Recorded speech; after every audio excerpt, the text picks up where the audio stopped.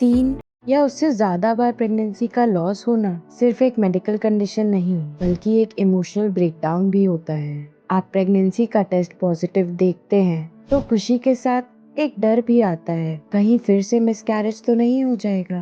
अगर आप इस फेज से गुजर रही हैं या किसी अपने को सपोर्ट कर रहे हैं तो ये वीडियो आपके लिए है।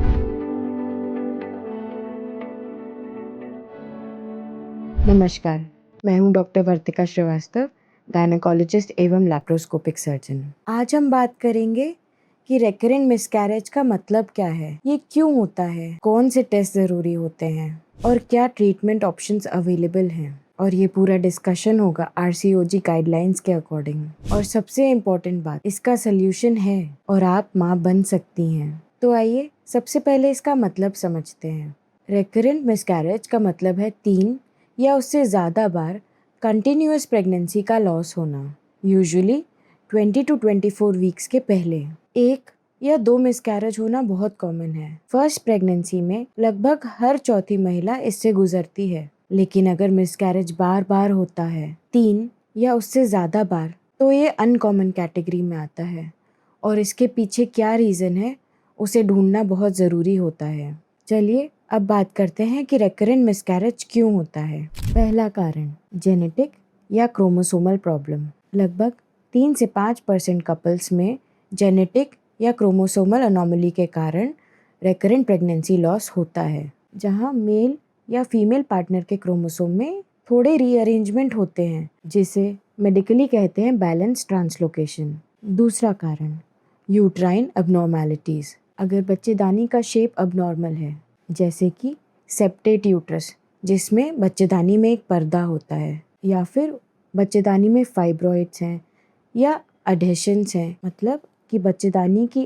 अंदरूनी लेयर आपस में चिपकी हुई है, तो उसमें कंसीव करने में दिक्कत आ सकती है या कंसीव करने के बाद मिसकैरेज होने का रिस्क ज़्यादा होता है। तीसरा कारण, हार्मोनल या एंडोक्राइन प्रॉब्लम्स, जैसे कि thyroid imbalance, uncontrolled diabetes, PCOD या ल्यूटियल फेस डिफेक्ट। चौथा कारण, most important, blood clotting disorder, जैसे कि एंटीफॉस्फोलिपिड एंटीबॉडी सिंड्रोम, जिसे एप्ला सिंड्रोम भी कहा जाता है। ये इम्यून सिस्टम, इसमें आपकी बॉडी का इम्यून सिस्टम प्रेगनेंसी को ही रिजेक्ट कर देता है। पांचवा कारण, लाइफस्टाइल फैक्टर्स, जैसे कि मोटापा, स्मोकिंग, अल्कोहल या हाई स्ट्रेस लेवल, ये सब रेकरेंट मिसकैरेज का रिस्क बढ़ाते हैं। और लास्ट, अनएक्सप्लेन्ड मिसकैरेजेस।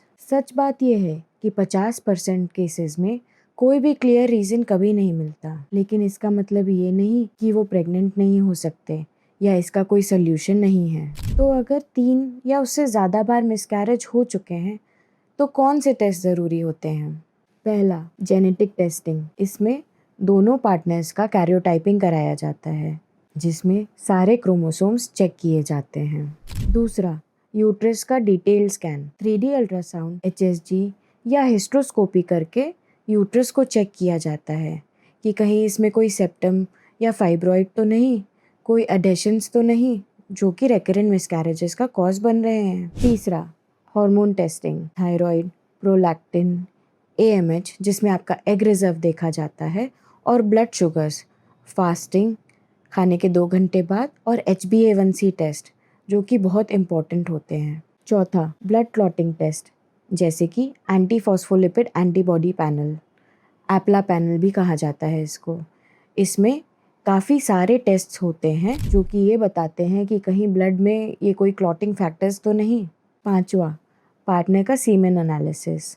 कभी कभी मेल फैक्टर भी इक्वली इम्पॉर्टेंट होता है। तो गुड न्यूज़ क्या है, रेकरेंट मिसकैरेज का ट्रीटमेंट पॉसिबल है अगर कोई कॉज मिलता है, जैसे कि अगर कोई जेनेटिक प्रॉब्लम है तो IVF के साथ प्री इम्प्लांटेशन जेनेटिक टेस्टिंग, जिसे PGT कहा जाता है, उसको रेकमेंड किया जाता है। अगर कोई यूट्राइन प्रॉब्लम है तो उसके लिए सर्जरी की जाती है। अगर सेप्टम की वजह से बार बार मिसकैरेज हो रहा है तो सेप्टम को हटाना ज़रूरी होता है। फाइब्रॉइड अगर अंदर की तरफ है तो उसको निकालने से भी काफ़ी सक्सेस मिलता है। थायराइड और डायबिटीज़ अगर ये पाए जाते हैं तो इन्हें नॉर्मल रेंज में लाना ज़रूरी होता है प्रेगनेंसी के पहले। थायराइड का TSH 2.5 के नीचे और HbA1c 5.7 के नीचे नॉर्मल माना जाता है। Antiphospholipid antibody syndrome. इसका ट्रीटमेंट होता है लो डोज एस्पिरिन और हेपेरिन इंजेक्शन से। ये प्रेगनेंसी के दौरान दिए जाते हैं और सक्सेस रेट 70 to 80% तक बढ़ जाते हैं।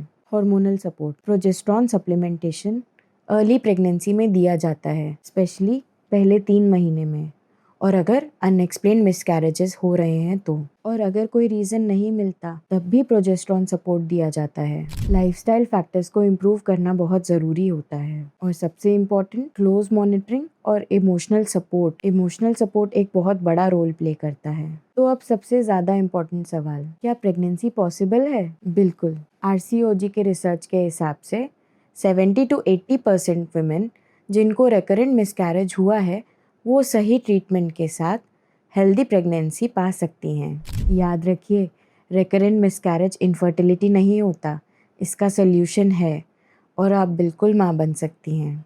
अगर आपको ये वीडियो हेल्पफुल लगा हो तो प्लीज़ लाइक करें और शेयर करें, और हाँ, चैनल को सब्सक्राइब करना ना भूलें, क्योंकि यहाँ मिथ्स नहीं, सिर्फ मेडिकल फैक्ट्स और सपोर्ट मिलेगा आपको। मिलते हैं अगले वीडियो में, तब तक के लिए स्टे स्ट्रॉन्ग, स्टे होपफुल और अपना ख्याल रखिए। धन्यवाद।